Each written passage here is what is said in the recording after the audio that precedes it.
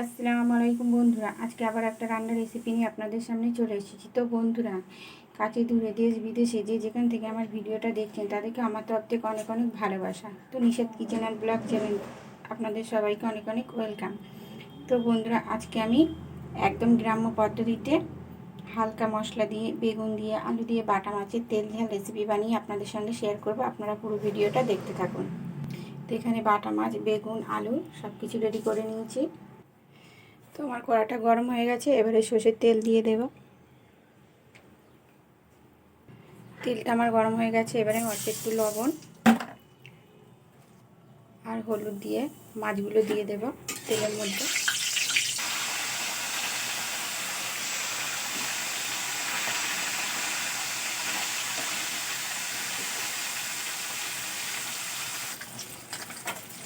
মাছগুলোকে এবার আমি উল্টে দেব।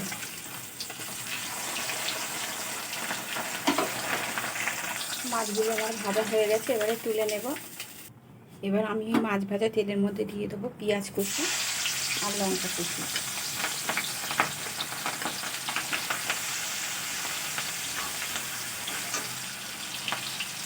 এবারে পেঁয়াজ আর লঙ্কার মধ্যেই দিয়ে দেবো আদা রসুন বাটা। এটাকে একটু 2-3 মিনিট নাড়াচাড়া করে নেব যাতে গন্ধটা না থাকে।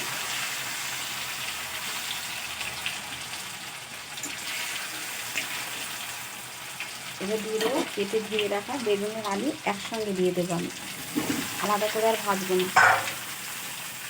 একদম আমি খুব সাধারণভাবে গ্রাম্য পদ্ধতিতে বেগুন আলু আর বাটা মাছের তেল ঝাল রেসিপি বানিয়ে আপনাদের সঙ্গে শেয়ার করছি।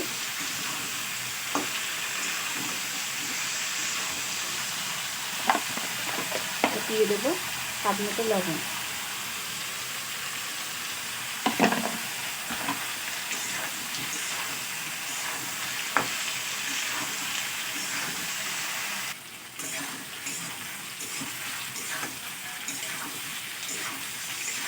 এবার আমি কিছু গুঁড়ো মশলা দিয়ে দেব।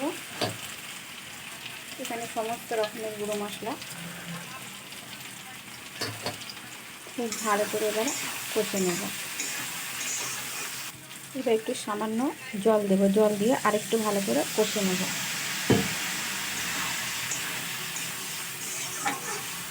তো দিয়ে দিলাম টমেটো কুচি। টমেটো, আলু, বেগুন আর একটু কষে নেব। নিয়ে এবার আমি পরিমাণ মতো জল দিয়ে দেব।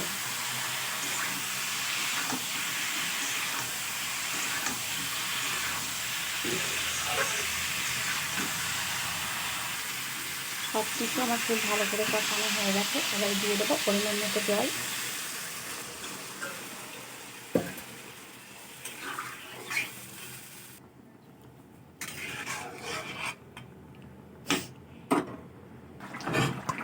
এবার আমি ভেজে রাখা মাছগুলো দিয়ে দেব।